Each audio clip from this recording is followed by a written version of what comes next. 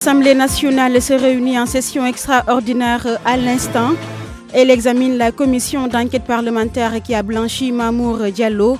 Le nombre de commissions devrait passer de 11 à 14 lors de la plénière prévue la semaine prochaine. Les étudiants orientés dans le privé montent au créneau. Ils dénoncent le mutisme du ministre de l'Enseignement supérieur, la société civile et les députés. Les étudiants se disent prêts à tout pour leur réintégration dans les écoles privées. Rentrée des classes 2019, certaines écoles sont dans un état de délabrement. À l'inspection d'académie de Pikine-Guédiawaye, le concept Ubitei Djangtei n'est pas effectif. 17 écoles sont sous les eaux. Un mort a été enregistré à la suite des pluies torrentielles enregistrées hier. La météo annonce qu'elles vont se poursuivre au moins jusqu'à mi-octobre. Sport, football, tournoi de l'UFOA, quart de finale Sénégal-Bénin. C'est à 20h au stade Lat Dior de Thiès, un match à suivre en direct sur la RFM. Nous serons avec Abdou Diouf pour la page des sports. La rubrique Quartier Vert avec Youssouf Bodian, le débrief avec Babacar Mbaye-Garaf. Nous ferons le point sur le plan Orsec. Bienvenue à toutes et à tous.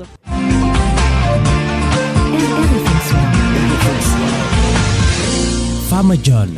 Bonsoir à toutes et à tous. Assemblée nationale, ouverture de la première session ordinaire cet après-midi.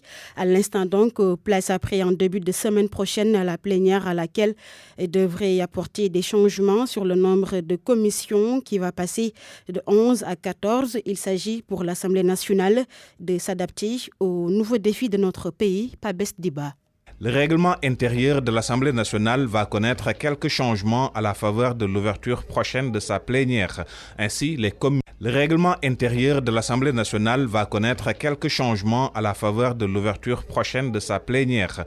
Ainsi, les commissions qui étaient au nombre de 11 vont passer à 14. Des changements qui s'expliquent selon Abdoul Mbow, vice-président, par une volonté de s'adapter aux nouveaux défis. Le Sénégal va bientôt être un pays producteur de pétrole, de gaz. Cela, c'est de nouveaux défis et ça va changer structurellement l'économie de notre pays. C'est pourquoi au niveau de la commission de développement, on a jugé nécessaire d'avoir une nouvelle commission minière, par exemple, qui va s'occuper des ressources naturelles. Aujourd'hui, avec le défi aussi sur le plan climatique, on a aussi une commission qui va travailler sur le développement durable avec le changement climatique et autres. Au niveau de la commission des finances aussi, on a deux commissions. Une commission qui va exclusivement travailler au niveau des finances et une autre au niveau de l'économie et du plan, parce que vous savez aujourd'hui qu'il y a deux ministères différents. Donc, ce qui veut dire qu'on est en train de s'adapter par rapport à l'architecture de ce qui se fait dans ce pays et ce qui se fait globalement dans le monde actuel. Ce changement au niveau de la composition des commissions est le fruit d'un consensus entre majorité, opposition et non-alignés,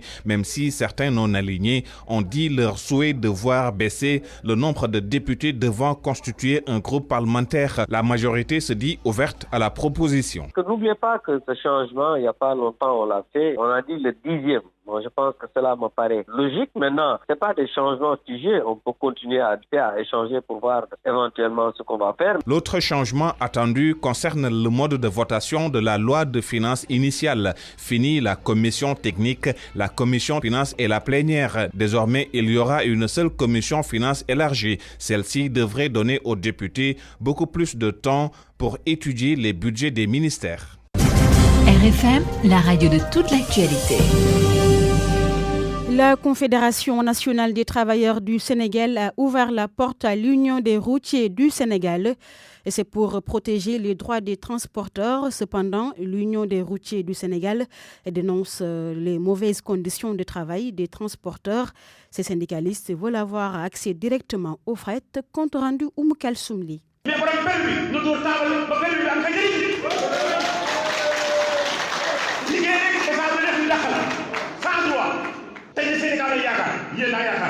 L'Union des routiers du Sénégal renonce à son autonomie pour rejoindre la Confédération nationale des travailleurs du Sénégal. Ils veulent ensemble défendre le droit des chauffeurs de transport routier et l'amélioration de leurs conditions de vie et de travail. Lamine Fall, secrétaire général adjoint de la CNTS. Un syndicaliste qui n'a fait que défendre de tout le temps les intérêts des travailleurs.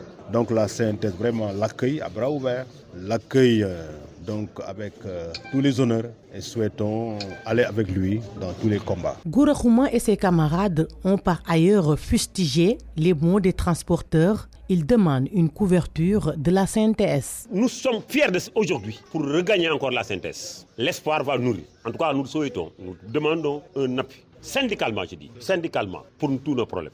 Je dis que le secteur des transports, ceux qui n'ont pas le droit de le faire, c'est eux qui maintenant qui le font. Et l'État ne veut pas réagir. Sous peu de temps, nous allons perdre ce secteur. Les syndicalistes réclament l'accès direct au fret.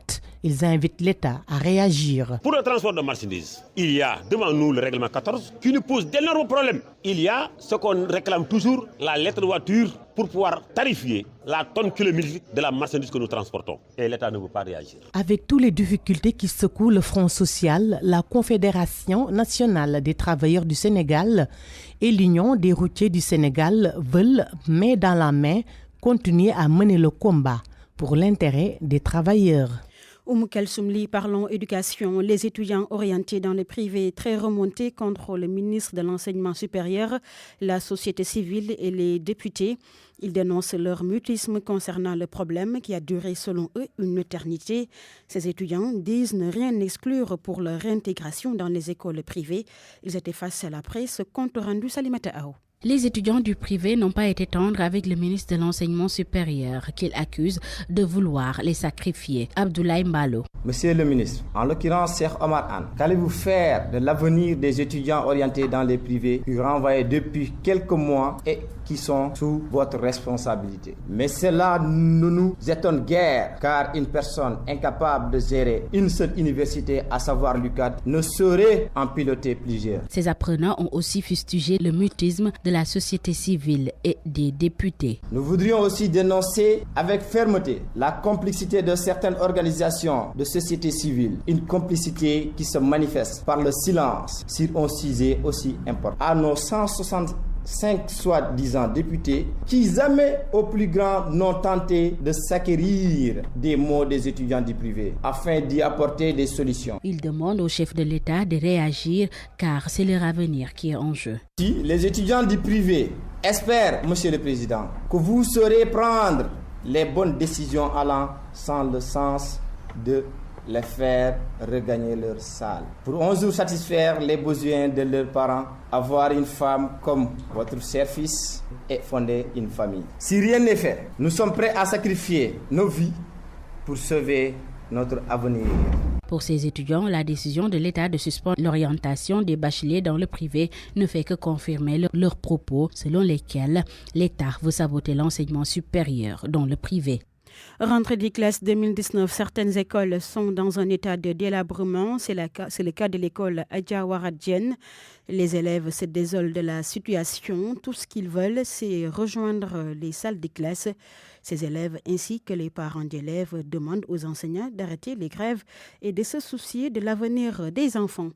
Dans la banlieue, c'est une rentrée scolaire très timide qui a été constatée. Dans les établissements scolaires visités, le concept Ubitei Djangtei n'est pas effectif.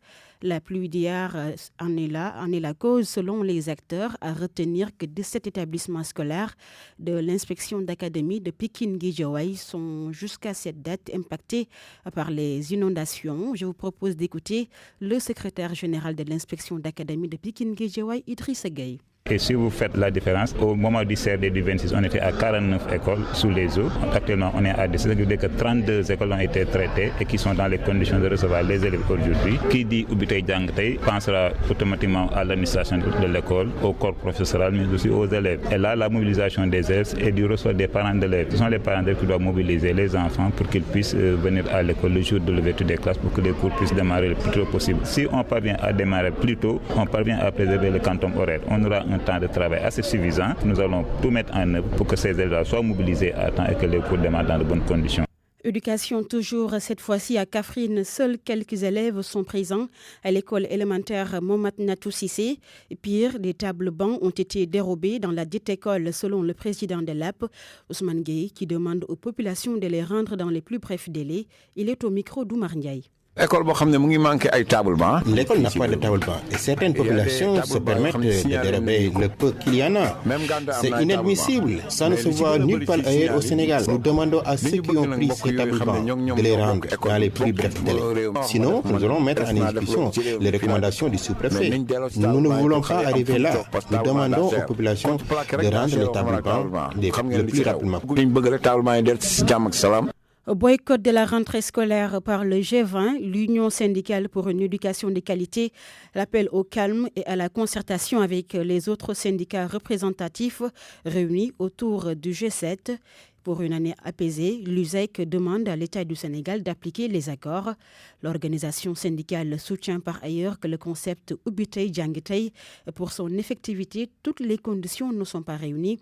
C'était un prélude à la célébration de la Journée mondiale des enseignants. Koumba Sandiane Faye. Déjà, le G20 boycotte la rentrée des classes. L'USEC l'appelle à la retenue. Mais l'organisation exhorte aussi l'État du Sénégal à faire le nécessaire pour une année apaisée. Abdourahmane Gueye est le secrétaire général de l'UDEN. Notre souci, c'est de préserver cette école. Boycotter journée. Mais yéen na ngeen def le sondage ngeen xool ñun duñu attaquer kenn duñu xas kenn duñu nañ kenn dañu jàpp ne ku nekk da nga war a am responsable bu mat gën a diisoo gën a jàppante. Nous invitons le gouvernement en respectant les points qui ont été consignés dans ce protocole d'accord. Et pour l'effectivité du concept Ubitei Djangitei, l'Union syndicale pour une éducation de qualité y adhère certes, mais pour sa matérialisation, il fallait des préalables. Amadou Diaoné est le coordonnateur national de l'USEC. On met à peu près un mois pour les cours, pour que les cours reprennent. Effectivement, ça c'est pas normal. C'est une perte de temps. Aujourd'hui, Ubitei Djangitei donc a été lancé par la société civile, approprié par l'État aujourd'hui, c'est très bien. Maintenant, il faut créer les conditions de son application. Et les conditions de son application, c'est que l'État veille à ce que les classes, les écoles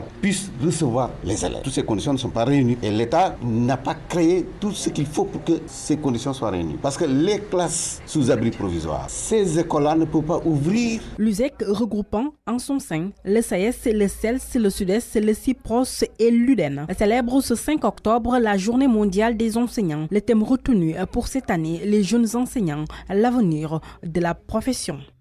18h passées de 13 minutes. Merci de choisir la RFM pour vous informer. RFM 94.0, la radio en puissance. Les pluies torrentielles enregistrées hier sur l'ensemble du territoire national vont se poursuivre au moins jusqu'à mi-octobre, selon les prévisions de l'Agence nationale de l'aviation civile et de la météorologie, qui relève 27 mm à Dakar-Yoff avec un vent pouvant atteindre 60 km/h.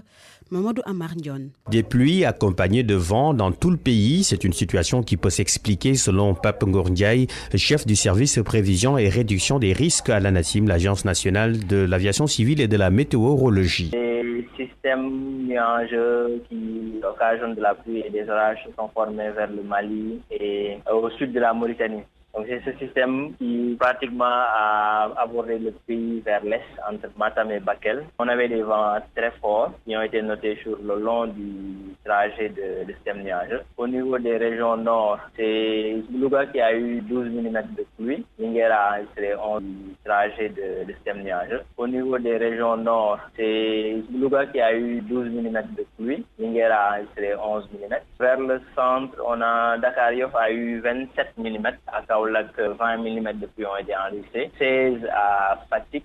Bambey a eu 15 mm, Diourbel 14 mm. Donc en gros, c'est une dizaine voire une vingtaine de millimètres qui ont été enregistrés vers les régions centres. Et un peu plus vers le sud-ouest, disons Bac vers Ziguinchor, 27 mm de pluie. Et Bakel, 27 mm de pluie. Donc c'est en gros l'ensemble du territoire qui a été arrosé, avec des vents qui ont par endroits atteint les 60 km/h. Le phénomène va se poursuivre d'après les prévisions de l'ANACIM. C'est une période faste qui continue pour déjà la première décade du mois d'octobre. Donc il y a d'autres pluies qui sont prévues sur une bonne partie du pays. Donc notre épisode du 7 au 9 pratiquement.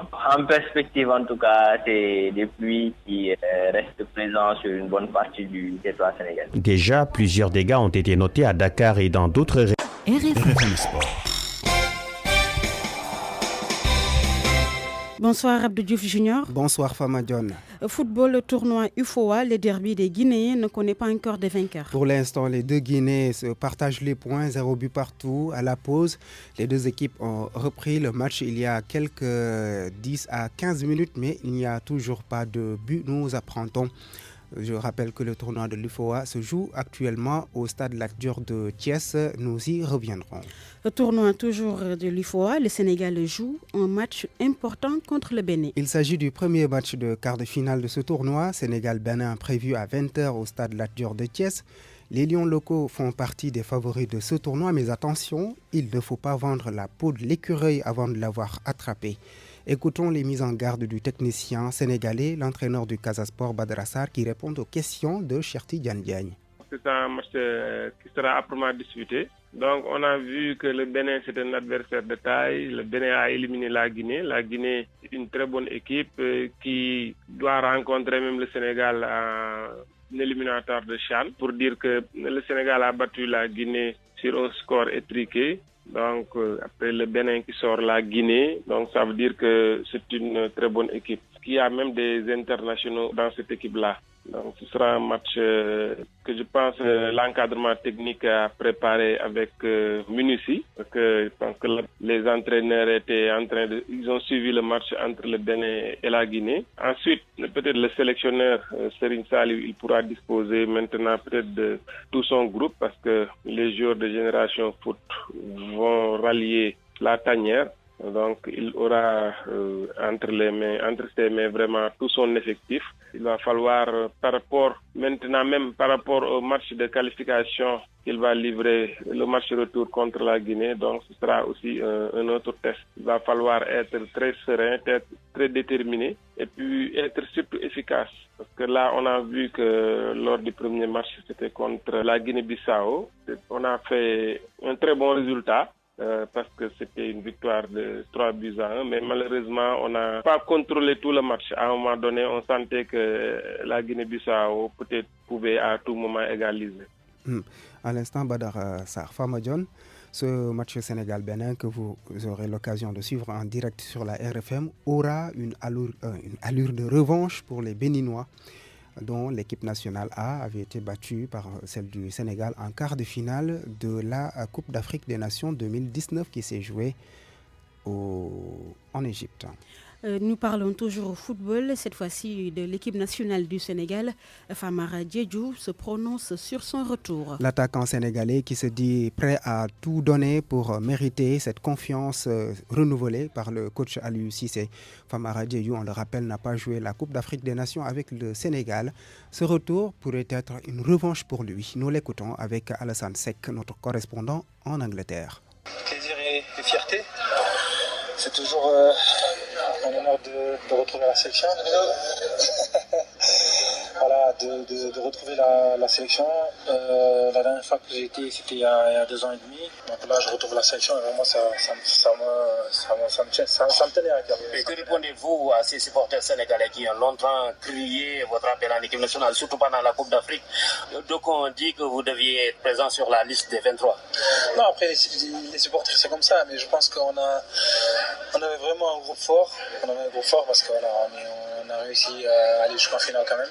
Il est vrai qu'on l'a perdu, mais je pense qu'on a fait le maximum d'efforts. Et puis voilà. Oui, c'est vrai que le Brésil, c'est une grande nation. Après, voilà, je pense qu'on peut titiller toutes les grandes équipes parce que nous aussi, on a pas mal de grands joueurs. Donc voilà, c'est vraiment, ça fait plaisir de revenir dans cette sélection. On va essayer de continuer ce qu'on faisait d'habitude, histoire de faire plus. Voilà, je pense que notre équipe nationale, elle est ouverte à tout le monde. Voilà, donc on va juste essayer de donner le maximum de nous. Toutes nos excuses pour la qualité de cet élément. On termine par la Ligue Europa, Ludogorets sur orbite. Les Bulgares sont en train de mener face aux Hongrois de Ferencváros, 3-0. À noter le doublé de cet attaquant bulgare de Ludogorets. Il s'agit de Foster qui est en train de rendre la vie difficile aux Hongrois. Dans cette deuxième journée de la Ligue Europa, à noter également Le match Young Boys Bern Glasgow Rangers, à l'instant 1 but partout, 67e minute. Feyenoord est en train de créer la surprise face au FC Porto, 1-0. Saint-Étienne partage les points pour l'instant avec Wolfsburg. 1 but partout à la 66e minute. À noter également les matchs à venir tout à l'heure avec ce match très important pour les Sénégalais, très intéressant pour les Sénégalais, le match de Rennes. Rennes qui se déplace à 19h à Lazio Rome pour y affronter les Italiens. Rennes des deux internationaux sénégalais, le gardien de but Edouard Mendy et l'attaquant sénégalais Mbaye Niang qui est en forme ces derniers temps. À noter également à 19h le match Arsenal-Standard-Liège, entre autres rencontres. Merci beaucoup Abdou Diouf Junior pour cette page des sports. Accueillons Youssouf Bodian pour la rubrique Quartier Vert. Bonsoir et bienvenue. Les ordures, presque toutes les villes du Sénégal ont du mal à bien les gérer. C'est le cas à Ziguinchor où des citoyens tentent de trouver des solutions, nous dit Lamine Ba. La gestion des ordures ne doit plus être l'unique préoccupation des pouvoirs publics ou des collectivités territoriales, estiment des jeunes de la région de Ziguinchor regroupés autour d'une structure dénommée Leaders engagés pour le développement de Ziguinchor. Ils ont initié un panel auquel ont pris part services déconcentrés et ONG afin de réfléchir sur les actions citoyennes à entreprendre pour réussir une meilleure gestion des déchets. Elisabeth Ba-Prera est l'initiatrice du panel. Nous avons constaté que beaucoup de gens manquent de formation dans ce domaine. C'est pourquoi le panel est intitulé « Initiation à la gestion des ordures et le rôle des acteurs ». C'est de faire en sorte de limiter les ordures dans la ville et aller plus loin, d'inculquer aux citoyens une manière à leur niveau de gérer les ordures. La gestion des ordures est à plusieurs niveaux. Il y a les ordures ménagères. Après, quand on le sort, il faut le ramassage. Le ramassage, après, il faut un dépôt pour pouvoir le traiter, ce qui n'est pas évident parce que nous manquons d'espace, comme on le dit. L'initiative est salutaire et mérite accompagnement en ce sens qu'elle cible les femmes premières interpellées par la gestion des ordures de l'avis de Khadim Niass, chef du service régional de l'environnement de Ziguinchor. C'est des initiatives à saluer et à accompagner parce que là, ça intéresse les femmes et quand on parle de gestion des déchets ou de gestion des ordures, les premières à être interpellées, c'est les femmes. C'est eux qui nettoient, c'est eux qui sont en contact direct avec les ordures. Ça aura un impact sur la pré-collecte, sur le tri par rapport au recyclage.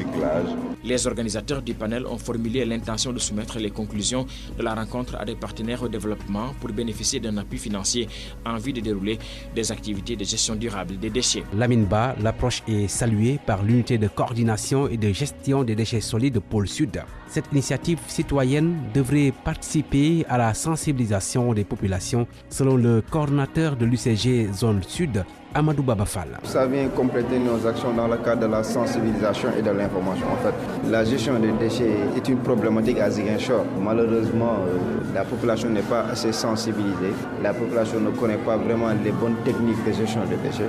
Donc cette formation vraiment nous permet vraiment d'aller dans ce sens et maintenant de sensibiliser la population. C'est des initiatives qui peuvent vous aider? Tout à fait. Vous savez, nous, l'UCG, on appuie toutes les politiques de salubrité. Donc pareil événement ne fait que aller dans le même sens de nos actions. Donc cette activité vraiment nous permet de lancer des messages aussi, de former la population sur les bonnes pratiques de gestion des déchets. Une politique plus structurelle dans la gestion des déchets, c'est la proposition du président de la Commission nationale du dialogue des territoires, Benoît Sambou. Nous sommes dans une situation de gestion des déchets. Il faut passer à une seconde étape, à une étape qui nous permettrait de transformer ces déchets et créer les conditions d'amélioration de notre environnement, de création d'emplois, de production de matières premières et énergétiques et surtout avec un impact immense sur notre hygiène et sur le tourisme. Je crois qu'aujourd'hui, la question des ordures, même si c'est une tare, devrait aujourd'hui nous permettre de saisir cette tare comme opportunité et de saisir cette tare et la transformer en opportunité pour la gestion de notre environnement, pour la création d'emplois et la création de richesses. Il y a des pays qui l'ont réussi, il y a des expériences par ailleurs qui sont concluantes sur cette question. Il s'agit aujourd'hui de s'orienter vers des technologies ou en tout cas des solutions innovantes. Autant de solutions que nous avons, sur lesquelles nous avons réfléchi et que nous espérons pouvoir voir initier dans notre pays. Des propos recueillis à Ziguinchor par Lamine Ba qui a réalisé entièrement ce numéro de Quartier Vert qui referme ses portes la semaine prochaine. Même heure, même quartier, même planète.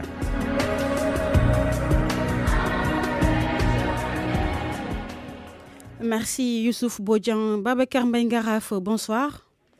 Bonsoir madame. Vous êtes le président de l'association SABA, Synergie des actions pour l'assainissement de la banlieue.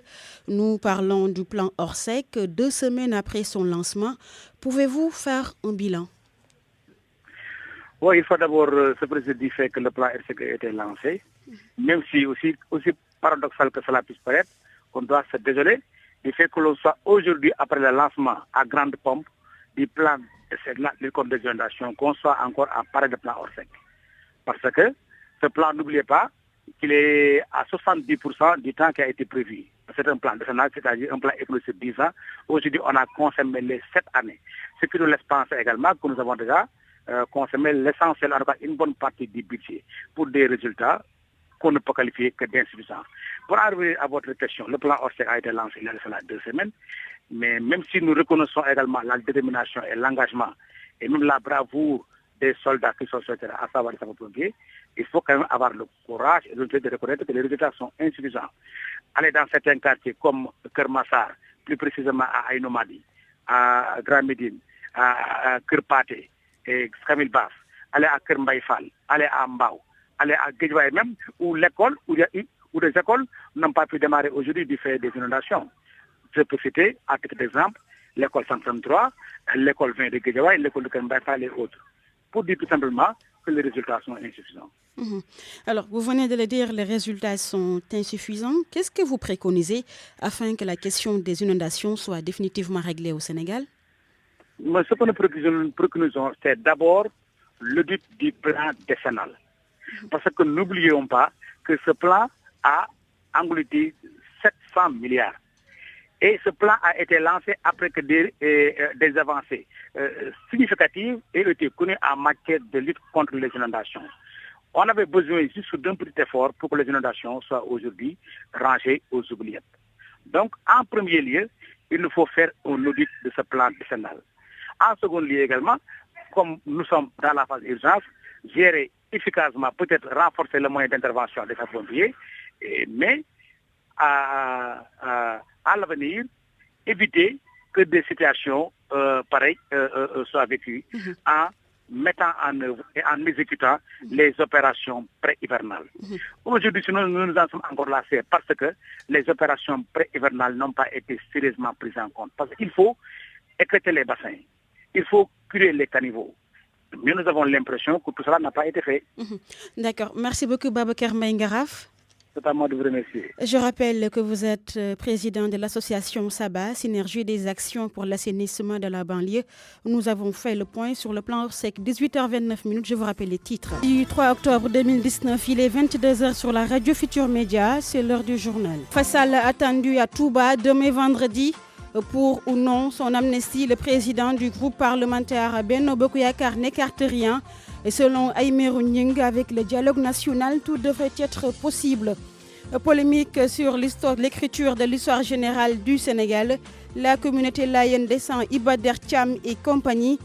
Elle exige le retrait pur et simple du tome 3, truffé d'erreurs sur l'histoire de leur guide religieux. La région de Sédhiou a un déficit d'enseignants. Elle a besoin de 369 pour l'élémentaire et le préscolaire et 112 pour le moyen secondaire. Un déficit énorme selon l'inspecteur d'académie de la région qui invite l'État à régler le problème. Lutte contre le terrorisme dans l'espace UEMOA. Les pays membres veulent venir à bout du phénomène. Une enveloppe de près de 300 milliards de francs CFA est annoncée lors d'une rencontre à Diamniadio. Sport, tournoi UFOA, le Sénégal bat le Bénin et s'est qualifié en demi-finale. Abdou Diouf Junior sera là pour la page des sports. Le tour du web, Abdoulaye Diop, la rubrique Quartier Vert, Youssouf Bodian. Bonne santé, Salimata Aou, la chronique du jeudi, Abdoulaye Ndiaye. L'invité de la rédaction, Aïmerou Gningue, il est le président du groupe parlementaire Benno Bokk Yakaar.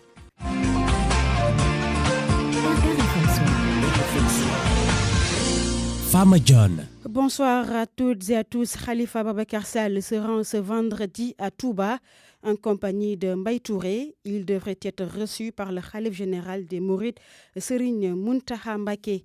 Probable amnistie pour Khalifa Ababakar Sall et Karim Wade. Le président du groupe parlementaire Benno Bokk Yakaar n'écarte rien. Pour les députés de la majorité avec le dialogue national amorcé, tout devrait être possible. Aïmirou Ndiégué, au micro de Ndate Diop. Le dialogue politique est le cadre où toutes les questions doivent être discutées. Dès qu'il y a dialogue, dès qu'il y a échange, dès que des forces qui ne se voyaient pas, qui ne se côtoyaient pas, se mettent autour d'une table, tout est possible. Moi, je suis pour un Sénégal où tous ces fils se retrouvent autour de l'essentiel. Je ne suis pas pour un Sénégal d'invective, un Sénégal des tranchées. Je suis pour un Sénégal de symbiose. Et ça, ce n'est que le dialogue. Le président Senghor disait, le Sénégal est un pays de dialogue. C'était notre deuxième patronyme. Alors je crois que là, l'occasion est donnée par le président de la République qui a lancé le dialogue national pour que les forces vives, les forces économiques, les forces sociales, les forces politiques se retrouvent pour que demain, nous puissions aller vers des consensus forts. Et quand je dis aller vers des consensus forts, ça veut dire que chaque institution, au moment opportun, devra apporter sa pierre angulaire. Donc l'amnistie dépendra des résultats de ce dialogue. Bien entendu, parce que tout ce qui se fera dépendra véritablement de la cohésion que nous pouvons avoir, des ententes que nous pouvons avoir, des plages de convergence que nous pouvons avoir. Sans dialogue, sans consensus, sans convergence, il est illusoire. Je vais paraphraser quelqu'un. La première des libertés, c'est la sécurité. Le Sénégal a besoin de paix, de stabilité et de sécurité. Aïmirou Ndiégué, que vous entendrez plus amplement vers la fin de cette édition, car il sera notre invité. RFM, la radio de toute l'actualité. La polémique sur la réécriture de l'histoire générale du Sénégal est loin de connaître son épilogue. La communauté laïenne considère que le tome 3 est truffé d'erreurs sur le traitement de leur guide religieux. Ils demandent le retrait du livre sur le marché. Ils ont tenu une conférence de presse cet après-midi au domicile du Khalif général Omar Mbow. Le tome 3 du livre de l'histoire générale du Sénégal est bourré de manquements selon Daouda Mbaye. Le vice-président du groupement central de l'AN s'indigne et déplore le travail qu'il estime être fait à la va-vite. Sous-tendu par une démarche scientifique et concertée pour éviter tout amalgame et toute escalade incontrôlée, d'où le temps pris pour cette communication officielle. À cet égard, l'analyse du tome 3 du livre montre des insuffisances tant du point de vue de la forme que du fond. Observation non exhaustive de forme. Le constat qui saute aux yeux est la partie infime consacré au traitement de l'histoire de Seydina Limamoulahi alayhi salatu wassalam, 5 pages, en se focalisant sur une partie des persécutions et laissant en rade des éléments fondamentaux comme sa doctrine prophétique. On note une omission suspecte de l'imam des gens de Dieu, Seydina Limamoulahi alayhi salatu wassalam, de la liste des résistants. Au regard de tout ce qui a été dit, la communauté laïenne ne veut qu'une chose. Le retrait immédiat de la vente de cette partie incriminée. La reprise de la rédaction de la partie consacrée à Seydina Limamoulahi alayhi salatu wassalam de façon exhaustive en y intégrant sa doctrine, ses enseignements révolutionnaires, ses origines, sa famille en parfaite collaboration avec le comité ad hoc mis en place pour l'occasion par le groupement central des Laïens. La communauté laïenne apprécie pourtant l'initiative de l'équipe du professeur Iba Der Thiam et demande à ce que toutes les familles religieuses écrivent leur propre histoire. En plus bref, la douane a démantelé un réseau de trafic international de véhicules volés. Ce sont 5 voitures de luxe qui ont été saisies et des individus arrêtés en 24 heures au port et sur le corridor Dakar-Bamako. Les voitures ont été embarquées au port du Havre en France et débarquées à Dakar le 22 septembre 2019, selon un communiqué du Bureau des relations publiques et de la communication de la douane. À Hambourg, les acteurs de la pêche dénoncent le manque de transparence dans l'octroi des licences et l'implantation des usines de farine de poisson. Ils estiment qu'en ce moment, le secteur de la pêche est en crise profonde. La Coalition nationale pour la transparence dans la gestion des petites pélagiques au Sénégal préconise l'implication des professionnels dans tout le processus. Ndiaga Cissé, coordonnateur national du réseau du CLPA, au micro d'Abdourahmane Diallo. marquée par une exacerbation des conflits, une baisse des revenus des professionnels à cause du nombre élevé de bateaux, des mauvaises pratiques de pêche et du pillage des ressources par les navires de pêche qui opèrent sans observateur à bord. La prolifération des usines de transformation de pêche, et notamment les usines de farine de poisson, a contribué à la surcapacité de la pêche des petits pélagiques, à la pollution des zones côtières et constitue une menace pour la transformation artisanale et la sécurité alimentaire. Concernant les licences de pêche, le secteur est confronté à un manque à gagner énorme et une sous-estimation des captures à cause des fausses déclarations sur les TGV des bateaux. Solution souhaitée, une implication active des professionnels de la pêche dans les processus d'implantation d'usines, d'octroi des licences et gestion des dossiers d'additionnement à travers le renforcement de la CNCPM, les autres instances consultatives et de délibération. Je vous remercie.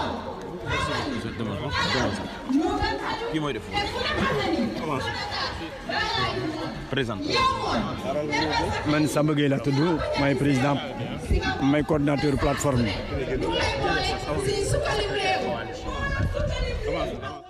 Toutes nos excuses pour cet élément d'Abdourahmane Diallo. Au Sénégal, la chimiothérapie est désormais gratuite pour les femmes atteintes de cancer du col de l'utérus. Nous parlons santé ou du sein et 60% des prises en charge et autres cas prises par l'État.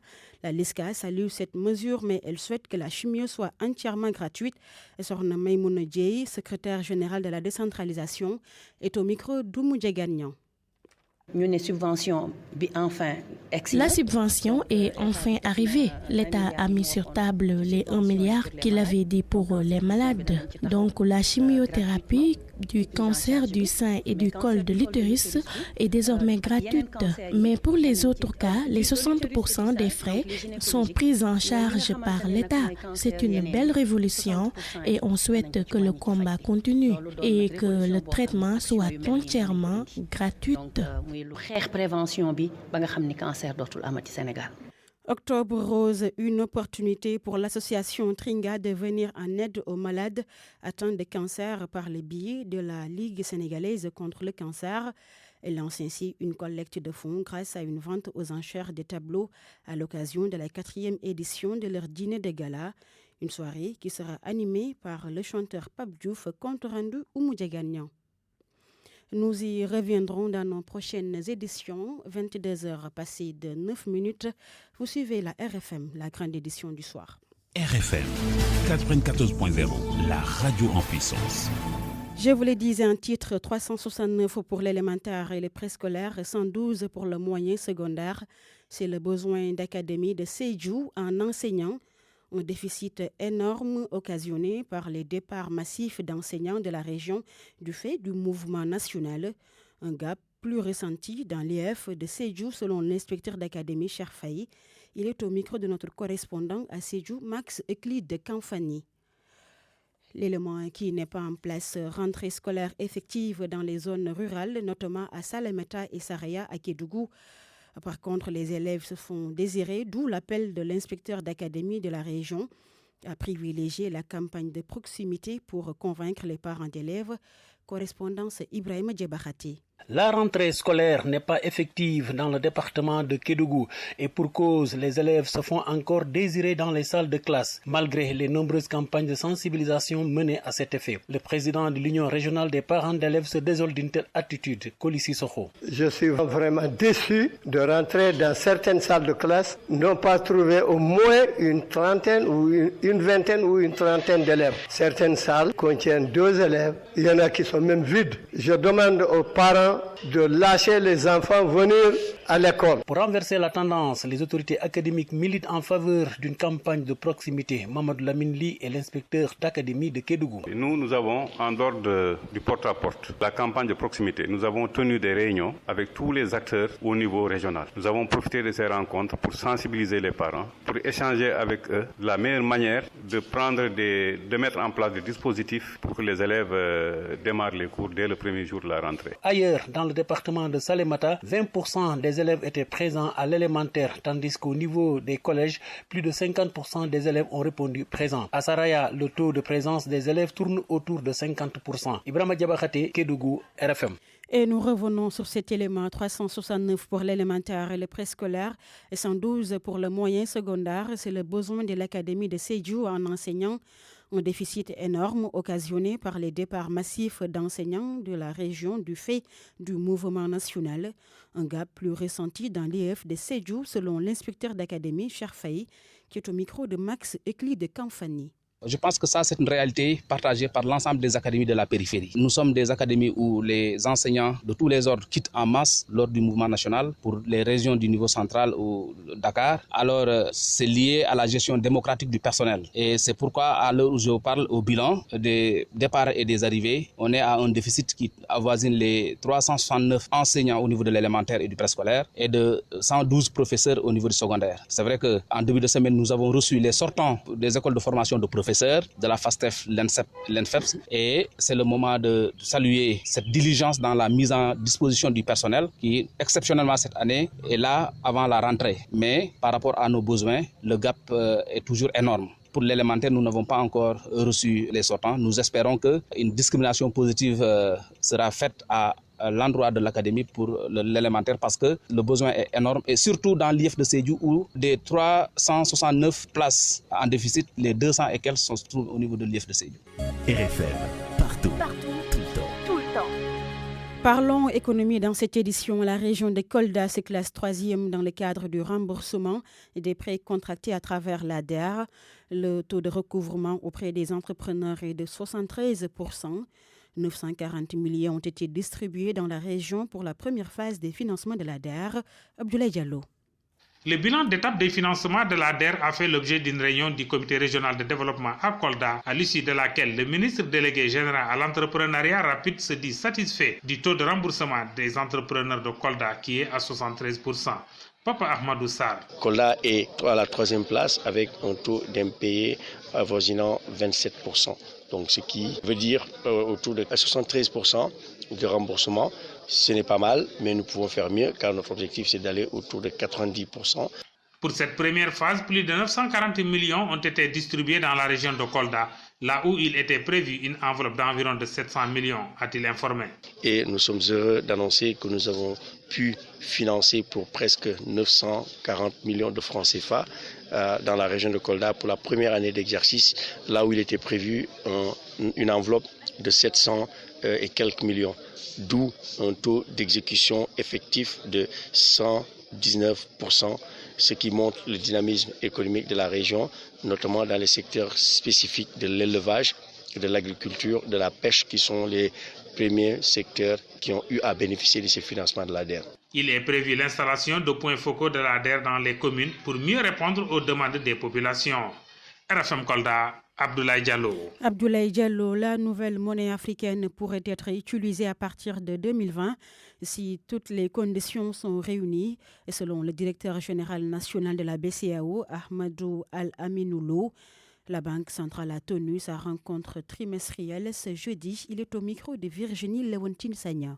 À partir de 2020, les pays qui respecteront les critères de convergence peuvent démarrer les coupes et de façon graduelle. Mais avec une comparaison de l'évolution relative de nos taux de change, cette évolution relative de nos taux de change nous profite. Donc nous restons encore avec un taux de change effectif réel qui nous offre nettement de compétitivité par rapport à nos partenaires et en ce moment, on peut bien comprendre que ce que le président de la conférence des chefs d'État et de gouvernement dit, que dans l'immédiat, nous n'y voyons aucun intérêt, parce qu'effectivement, si vous avez un taux de change effectif réel qui vous permet d'être encore dans des gains de compétitivité, il n'y a pas de raison pour un environnement inchangé en nombre de pays qu'on puisse aller vers autre chose qu'un taux de change fixe. Lutte contre le terrorisme dans l'espace UEMOA, les pays membres veulent prendre leur destin en main. C'est du moins ce qui est ressorti de la rencontre tenue ce matin à Diamniadio sur les moyens de financement de la lutte contre l'insécurité dans l'espace communautaire.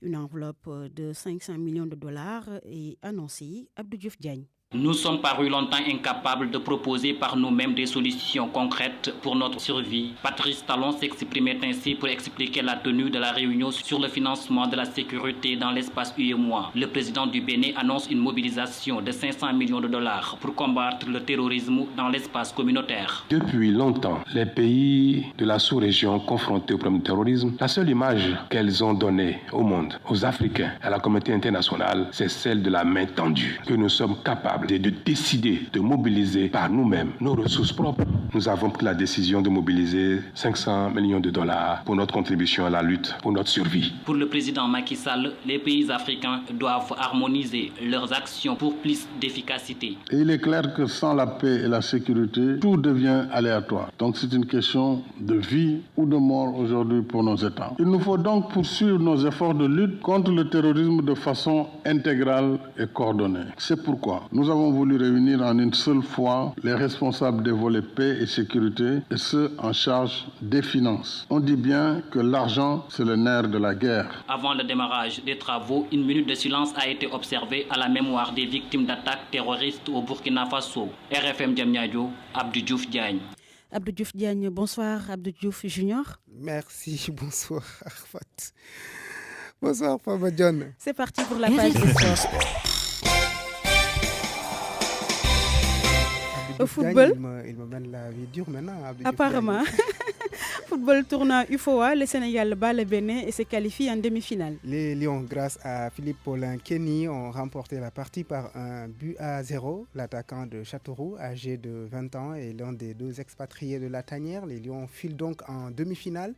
C'était un match plaisant, mais pas du tout facile pour les Lions du Sénégal. Nous avons en ligne une de nos reporters au stade de Lat Dior de Thiès, Soda Thiam. Bonsoir. Bonsoir, Abdou Diouf. Vous venez de vivre cette partie, une partie alléchante quand même, mais en fin de compte, c'est le Sénégal qui gagne 1-0, un petit but, mais qui suffit quand même à envoyer les Lions en demi-finale. Comment vous avez vécu cette partie justement? Vous l'avez dit, Abdou Diouf, l'unique but donc inscrit par Philippe Paulin Kenny. Donc à la 65e minute. Ce fut un match plaisant entre le Sénégal et le Bénin. Et vous l'avez dit, finalement, c'est le Sénégal qui a remporté cette partie. Mais aussi, les Béninois n'ont pas démérité, même si tout à l'heure, l'entraîneur fustigeait le temps de repos que son équipe a eu avant donc de se lancer dans ce second match. Le Sénégal qui a eu beaucoup plus d'avantages par rapport au temps de repos. Mais en tout cas, c'était un match très plaisant. Les Lions sont entrés donc dans le match dès l'entame de la première période, même si on a vu quelquefois les Béninois être un peu agressifs, surtout lors de la deuxième partie, en début de deuxième partie. Mais les poulains de Serigne Salou Dia ont pu rester donc sereins jusqu'à la fin de cette rencontre avec Philippe Paulin Kenny, qui donc envoie ses coéquipiers, cette équipe du Sénégal en demi-finale. Merci beaucoup. Merci Soda Thiam pour le reportage. Tout à l'heure, vous nous avez fait vivre cette partie en direct sur la radio Futur Média. Vous étiez en compagnie de Youssouf Bodian. Merci à tous les deux. Je rappelle que le Sénégal a battu tout à l'heure le Bénin par 1-0 et c'est Philippe Paulin Kenny qui a permis aux Lions de remporter cette partie et de filer tout droit en demi-finale. Demain, vous aurez des matchs comme à 17h, Mauritanie-Gambie, Burkina-Ghana, ce sera à 20h. Samedi, vous aurez à 17h, Nigeria-Cap-Vert. À 20h, Togo-Côte d'Ivoire, le Niger qui va jouer contre le Libéria dimanche à 17h. Et à 20h, Sierra Leone-Mali. Nous parlons toujours football, Ligue Europa, Mbaye et Edouard Mendy perdent, Stéphane Badji lui gagne. Les Rennais ont été battus 2-1 par la Giale de Rome. Mendy prend 2 buts, Nian muet. Le but des Français a été inscrit par le latéral Jérémy Morel. De leur côté, Stéphane Badji et son club bulgare de Ludogorets sont allés battre les Hongrois de Ferencváros. 3-1. Le milieu de terrain sénégalais était titulaire dans ce match. Saint-Etienne a été tenu en échec à domicile par Wolfsburg, un but partout. Arsenal a reçu et laminé Standard Liège 4-0. Manchester United n'a pu que rentrer avec un point de son voyage aux Pays-Bas. Alkmaar a bien résisté aux Anglais, 0 but partout. L'autre Anglais a par contre remporté son duel avec le club turc de Beşiktaş. Il s'agit de Wolverhampton qui a gagné 1-0. L'Espagnol Barcelone a aussi bien voyagé. Les Catalans sont allés battre les Moscovites du CSK par 2-0. L'autre club espagnol, le FC Séville, spécialiste de la Ligue Europa, a battu Apoel Nicosie par 1-0 à domicile. Leurs compatriotes du Getafe ont fait pareil en Russie contre Krasnodar, 2-1. La surprise est venue des Pays-Bas où Feyenoord Rotterdam a reçu et dominé le FC Porto par 2-0. Entre autres résultats de cette deuxième journée de la Ligue Europa, Famadion. On termine cette page des sports par la Ligue 1 française. Où le printemps, la fin du printemps pour Ghislain, il s'agit de Ghislain Printemps, l'entraîneur de Saint-Étienne. Printemps, emporté par un mauvais début de saison avec les Verts. Le technicien n'a pas pu faire mieux qu'une 19e place à l'issue de la 8e journée de Ligue 1 française avec seulement 8 points, 2 matchs gagnés, 4 perdus. Ghislain Printemps devrait être remplacé ce vendredi matin par Claude Puel. Saint-Étienne qui a joué la deuxième journée de la Ligue Europa ce jeudi, comme nous l'avons annoncé tout à l'heure. Saint-Étienne donc qui a fait un match nul à Geoffroy Guichard, c'est son stade. C'était contre le club allemand de Wolfsburg. 1 but partout, les Verts n'ont pu obtenir qu'un seul point sur 6 possibles. Et ils sont 3e au classement. Merci beaucoup Abdou Diouf Junior. Le tour du web sur RFM. Abdoulaye Diop. Bonsoir et bienvenue. 53 milliards de francs CFA blanchis dans le secteur minier au Sénégal. C'est l'information à la une du GFM.sn. Le site qui cite le rapport de typologie 2018 du GIABA présenté ce jeudi à Dakar estime que le secteur de l'industrie extractive et minière en Afrique de l'Ouest est devenu un non-lieu de blanchiment de capitaux et de financement du terrorisme. Affaire des 94 milliards, Emedia.sn informe que la plénière qui devait se tenir ce jeudi n'a pas eu lieu suite à la décision de la conférence des présidents. Ainsi, c'est la dite conférence qui va retenir la date à laquelle le report de la commission d'enquête parlementaire blanchissant l'ancien directeur des domaines Mamour Diallo sera soumis aux députés, précise le site. Ils sont prêts à aller à la prison de Rebeuss. Ce sont les étudiants orientés dans le privé. Face à la presse, ils ont dénoncé le mutisme du ministre de l'Enseignement supérieur, Cheikh Omarane, sur l'avenir de leurs études. Les étudiants qui considèrent ces derniers comme un balayeur d'avenir comptent mener leur combat avec détermination, quitte à aller à la prison de Rebeuss. L'information est à lire sur dakaractu.com. Pendant ce temps, Leral.net informe que les travaux du bus Rapid Transit BRT de Dakar vont être lancés le 28 octobre. L'annonce est faite par le ministre des Transports terrestres, Oumar Youm. Il a été en visite technique sur le tracé du BRT en présence des autorités locales, dont le maire de Dakar, Soham El Wardini, et le maire de Guédiawaye, Aliou Sall. Revoilà Seydi Diallo alias Ndiaye Dragon qui s'est encore prononcé sur son histoire. Cette fois-ci, introsé par Vision TV et reprise par Senweb.com, Ndiaye Dragon fait savoir que l'affaire l'est apparue en rêve sous différentes formes. Selon lui, même sa fille a rêvé de la chose qui a pris la forme cette fois d'un grand serpent noir. Une interview à retrouver sur senweb.com.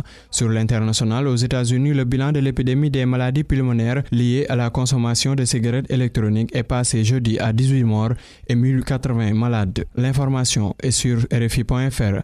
Tournoi de l'UFOA, le Sénégal a sorti le Bénin et s'est qualifié pour les demi-finales. Les Lions ont battu les Écureuils 1-0. Femme John, c'était tout pour ce tour du web. Merci Abdoulaye Diop. Place à la rubrique Quartier Vert avec Youssouf Bodjan. Bonsoir et bienvenue. Les ordures, presque toutes les villes du Sénégal ont du mal à bien les gérer. C'est le cas à Ziguinchor où des citoyens tentent de trouver des solutions. nous dit Lamine Ba. La gestion des ordures ne doit plus être l'unique préoccupation des pouvoirs publics ou des collectivités territoriales, estiment des jeunes de la région de Ziguinchor regroupés autour d'une structure dénommée Leaders engagés pour le développement de Ziguinchor. Ils ont initié un panel auquel ont pris part services déconcentrés et ONG afin de réfléchir sur les actions citoyennes à entreprendre pour réussir une meilleure gestion des déchets. Elisabeth Ba-Prera est l'initiatrice du panel. Nous avons constaté que beaucoup de gens manquent de formation dans ce domaine.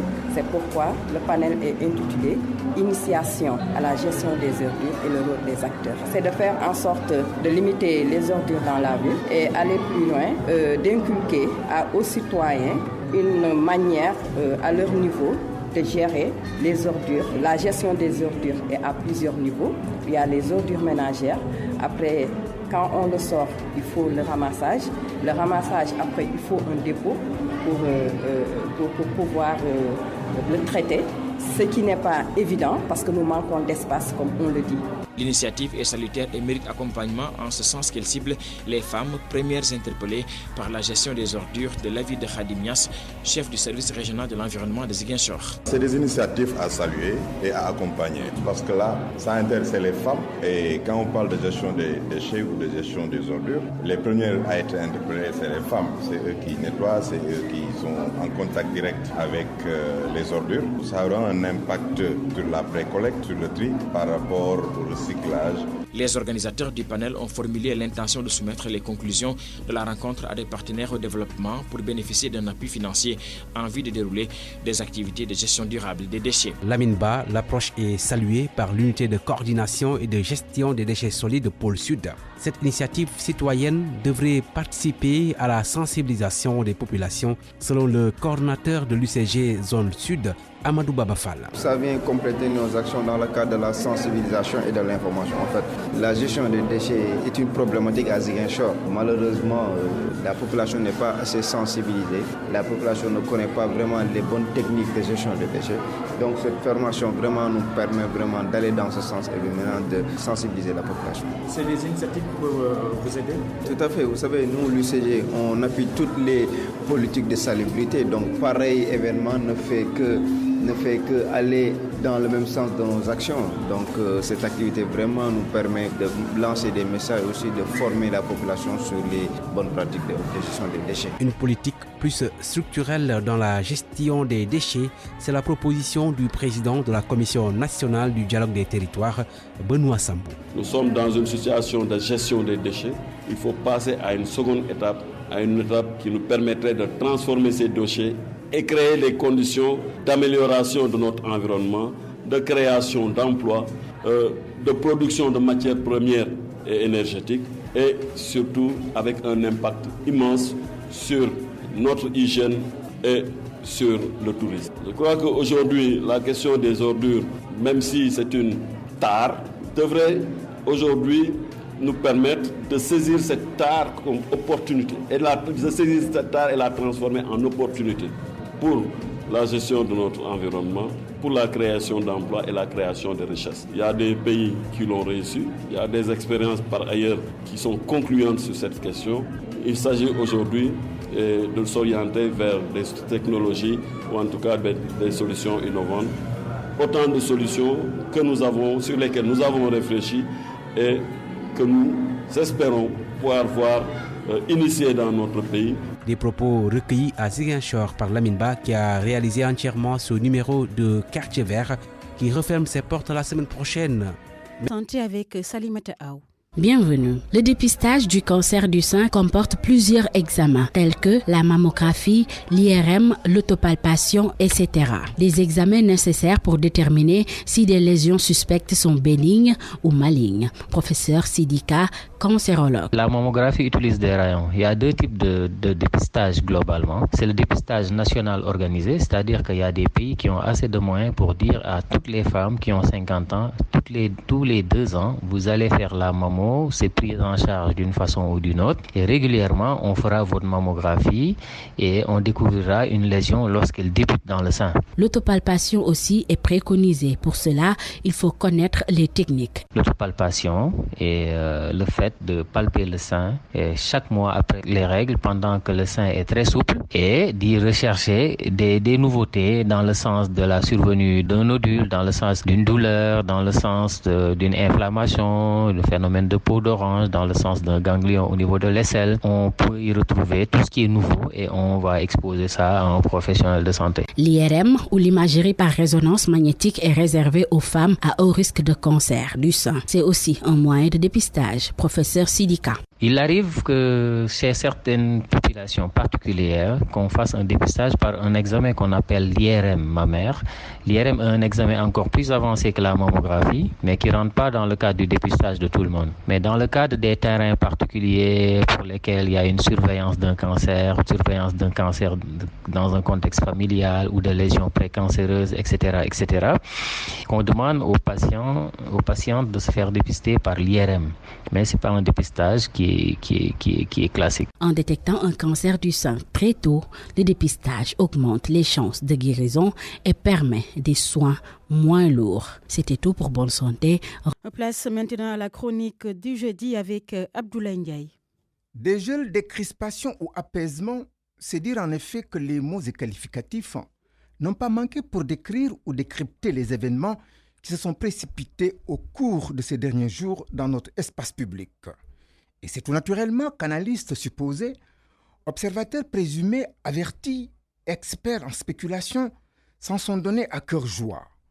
Nous ne saurions, en ce qui nous concerne, faire la fine bouche sur les retrouvailles entre anciens et nouveaux présidents, si ce n'est de se demander si elles marquent les débuts de normalisation entre deux hommes dans la pure tradition républicaine faite d'égards réciproques.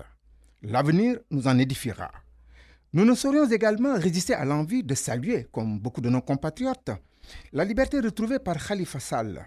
La fièvre qui a envahi ses partisans lors d'accueil dans certains quartiers de Dakar et de sa banlieue fut sans doute pour eux la meilleure façon de magnifier une dignité dans la traversée d'épreuves.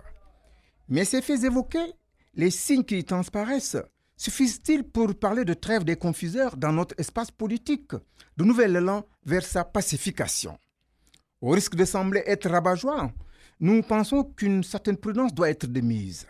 Les rapports politiques étant souvent des rapports de force, l'histoire dans ce pays nous a instruits sur les petits arrangements qui parfois s'estampent pour laisser place aux réalités des enjeux de pouvoir.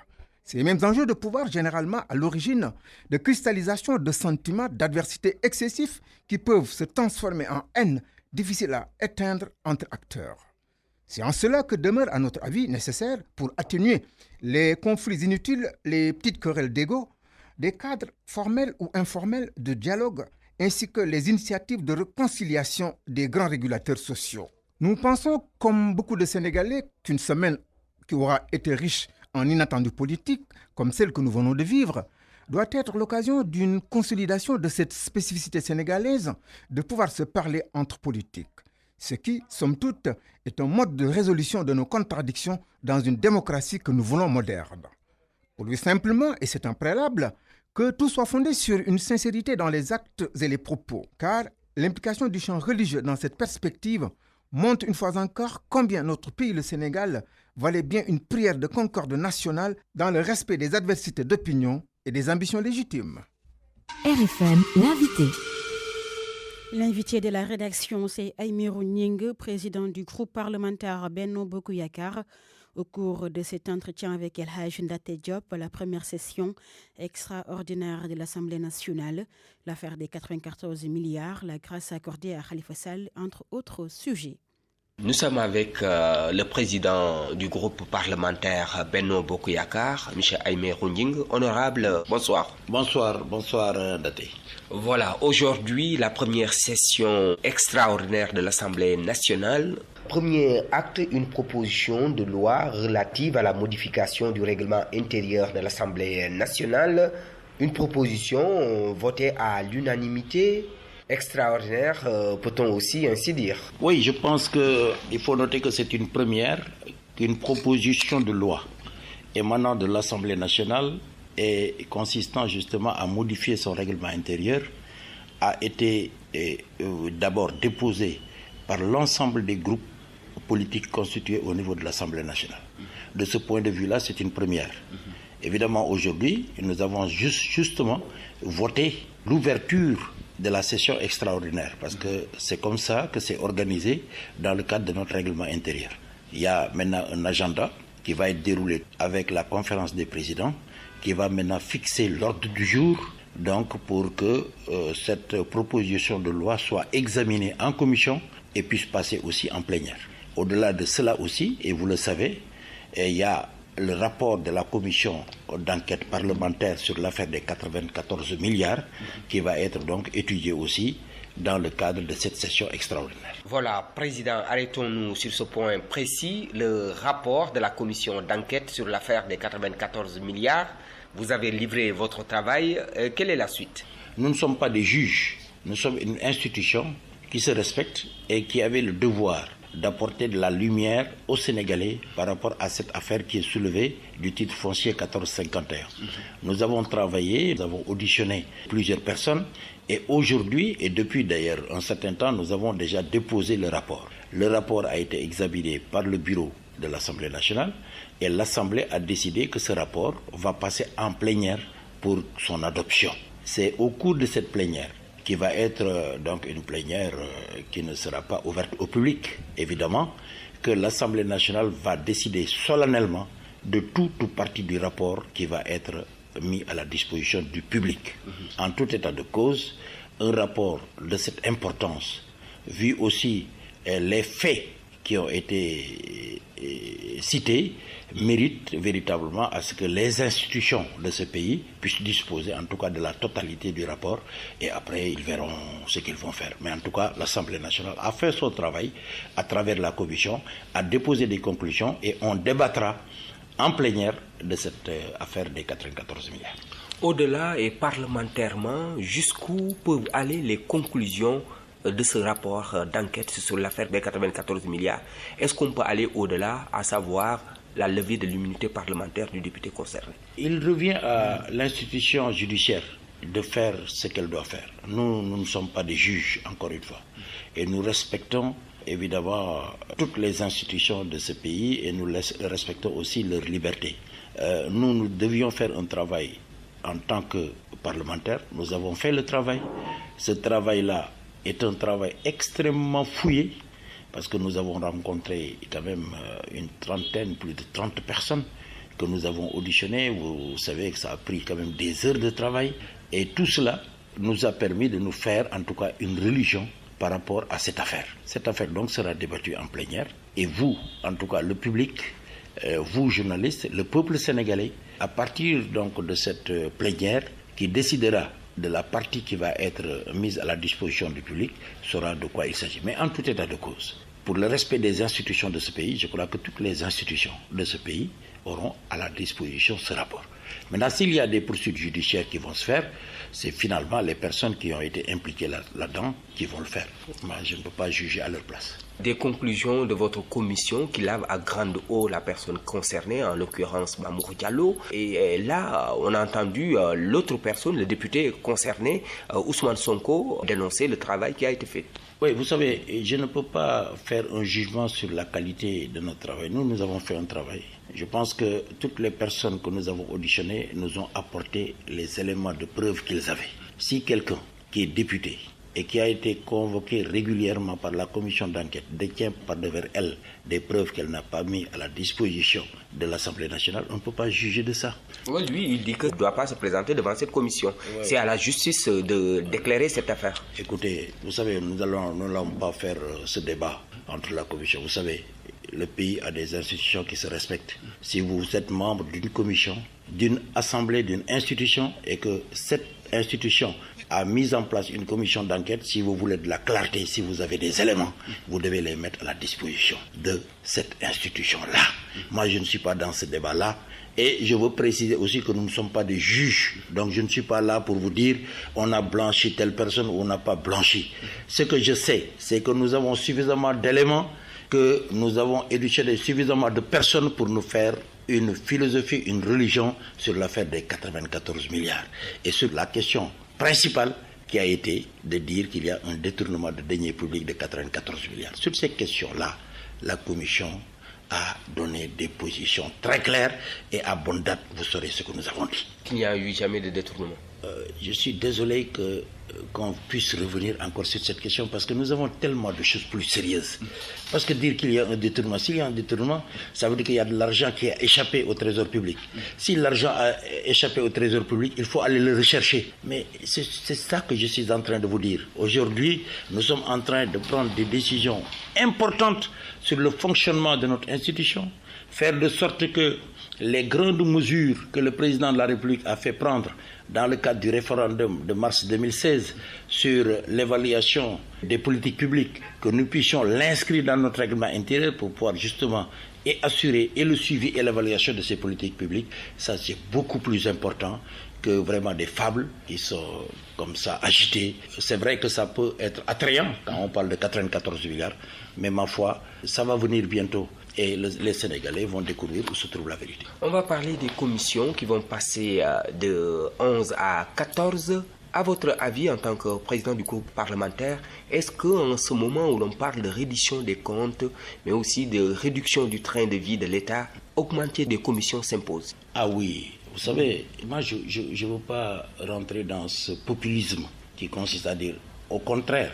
Nous sommes en train de dimensionner les commissions pour leur permettre de faire un travail beaucoup plus rapproché, de faire un travail beaucoup plus serré autour des questions qui sont des questions essentielles pour les Sénégalais et pour le gouvernement du Sénégal. C'est pourquoi je pense qu'aujourd'hui, la façon dont on gérait la session, par exemple, budgétaire, tout le monde reconnaît et que c'était une gestion qui n'était pas parfaite parce que c'était redondant.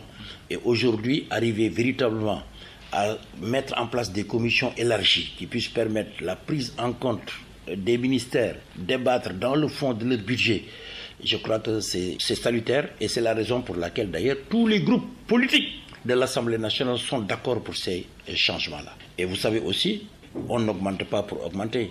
Il faut aussi véritablement se coller au contexte que nous vivons. Aujourd'hui, je pense que la question pétrolière, la question des gaz, la question des ressources minérales de façon générale est une question tellement importante pour les Sénégalais que ça mérite quand même qu'on puisse créer une commission qui s'occupe de ces ressources minérales-là. Tout ce que nous avons fait a été fait sur mesure et je crois que le seul fait que les députés de façon unanime s'approprient en tout cas cette proposition de loi prouve à volonté que c'est un bon choix. Est-ce que ce choix va mener à l'efficience? Je ne dis pas l'efficacité, mais l'efficience. Alors vous savez, l'efficacité et l'efficience. L'efficacité, c'est d'avoir des moyens qui vous permettent d'atteindre des résultats. L'efficience, c'est l'optimisation de ces moyens. Et il n'existe pas d'efficience dans le monde. Ce qui est important, c'est de tendre vers l'efficience. C'est comme une limite. Voilà. Mais en tout cas, c'est quelque chose qui nous permet de pouvoir envisager l'avenir de par la taille des commissions, mais de par aussi le professionnalisme des personnes qui vont gérer ces commissions de façon à avoir un suivi beaucoup plus rapproché, une démarche beaucoup plus rapprochée parce que comme on le dit souvent, qui trop embrasse mal étreint. Aymérou Gningue, président du groupe parlementaire Benno Bokk Yakaar, on va parler de ce vent de décrispation, ce vent de réconciliation qui souffle dans notre pays avec ce qui s'est passé à Massalikul Jinaan, la grâce accordée à Khalifa Sall, la poignée de main entre Maître Abdoulaye Wade et le président Macky Sall. Tout cela, est-ce que ça démontre que nous sommes sous de bons auspices? Vous savez, je vais vous dire, je n'ai jamais, depuis 2012 que le président de la République a été élu, je ne l'ai jamais entendu tenir un discours de clivage. Le seul discours permanent qu'il a eu à tenir était de dire « je tends la main à tous les Sénégalais pour qu'ensemble nous puissions installer le Sénégal sur la rampe de l'émergence ». Cet appel est un appel politique, mais c'est aussi un appel programmatique à travers le plan Sénégal émergent, qui aujourd'hui est un creuset où doivent se retrouver tous les Sénégalais qui veulent participer à l'effort que le Sénégal est en train de mener pour tendre vers l'émergence. Si on regarde les choses sur cet angle, je crois que moi je ne suis pas surpris que le président puisse se retrouver avec Maître Abdoulaye Wade. Pourquoi? Parce que le président de la République a été le premier ministre de Maître Abdoulaye Wade. Il a beaucoup appris de Maître Wade et qu'aujourd'hui il est le président de la République. quand vous êtes président de la République, vous avez une posture qui vous impose d'avoir une démarche d'inclusion, mais aussi une magnanimité qui doit vous caractériser. Et vous devez savoir oublier. Et je pense que c'est ces actes-là qui sont en train d'être posés, et c'est heureux que ça se pose en ce moment pour apporter une décrispation et surtout se retrouver ensemble autour du dialogue national. Le dialogue national n'est pas un dialogue seulement politique, c'est aussi un dialogue qui est inclusif avec les forces économiques, les forces sociales, les forces religieuses, les jeunes, les femmes. Tous les secteurs, en tout cas de notre nation, doivent y participer. Et c'est peut-être aussi l'occasion, au cours de ce dialogue, d'aller vers des conquêtes démocratiques où les gens peuvent travailler à apaiser les esprits et les cœurs pour que demain, si nous devons avoir un rôle à jouer en tant qu'Assemblée nationale, que nous puissions le jouer. Oui, Khalifa Sall gracié, on se rappelle, Karim Wade l'a été aussi, mais aujourd'hui, certains pensent qu'on doit aller au-delà, à savoir une amnistie accordée à ces deux personnalités politiques. Vous y croyez? Moi, vous savez, j'ai dit encore une fois, le dialogue politique est le cadre où toutes les questions doivent être discutées. Dès qu'il y a dialogue, dès qu'il y a échange, dès que des forces qui ne se voyaient pas, qui ne se côtoyaient pas, se mettent autour d'une table, tout est possible. Moi, je suis pour un Sénégal où tous ces fils se retrouvent autour de l'essentiel. Je ne suis pas pour un Sénégal d'invective, un Sénégal des tranchées. Je suis pour un Sénégal de symbiose. Et ça, ce n'est que le dialogue. Le président Senghor disait, le Sénégal est un pays de dialogue. C'était notre deuxième patronyme. Alors je crois que là, l'occasion est donnée par le président de la République qui a lancé le dialogue national pour que les forces vives, les forces économiques, les forces sociales, les forces politiques se retrouvent pour que demain, nous puissions aller vers des consensus forts. Et quand je dis aller vers des consensus forts, ça veut dire que chaque institution, au moment opportun, devra apporter sa pierre angulaire. Donc l'amnistie dépendra des résultats de ce dialogue? Bien entendu, parce que tout ce qui se fera dépendra véritablement de la cohésion que nous pouvons avoir, des ententes que nous pouvons avoir, des plages de convergence que nous pouvons avoir. Sans dialogue, sans consensus, sans convergence, il est illusoire. Je vais paraphraser quelqu'un.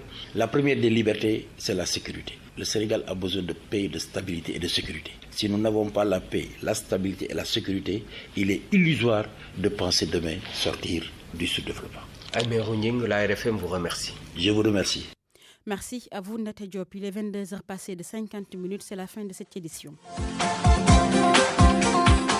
Khalifa Sall attendu à Touba demain vendredi pour ou non son amnistie. Le président du groupe parlementaire Benno Bokk Yakaar n'écarte rien. Selon Aymérou Gningue, avec le dialogue national, tout devrait être possible. Polémique sur l'écriture de l'histoire générale du Sénégal. La communauté layène descend Iba Der Thiam et compagnie. Elle exige le retrait pur et simple du tome 3, truffé d'erreurs sur l'histoire de leur guide religieux. La région de Sédhiou a un déficit d'enseignants. Elle a besoin de 369 pour l'élémentaire et le préscolaire et 112 pour le moyen secondaire, un déficit énorme selon l'inspecteur d'académie de la région qui invite l'État à régler le problème. Lutte contre le terrorisme dans l'espace UEMOA. Les pays membres veulent venir à bout du phénomène. Une enveloppe de près de 300 milliards de francs CFA est annoncée lors d'une rencontre à Diamniadio. Sport, tournoi UFOA, le Sénégal bat le Bénin et se qualifie en demi-finale. Abdou Diouf Junior était dans ce studio pour la page des sports. Le tour du web, c'était l'affaire d'Abdoulaye Diop, la rubrique Quartier Var Youssouf Bodjan. Bonne santé Salimata Aou, la chronique du jeudi Abdoulaye Ndiaye.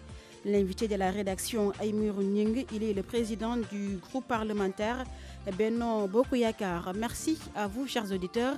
Merci à Makoumba Bey qui a réalisé cette édition. Très bonne suite des programmes sur la RFM.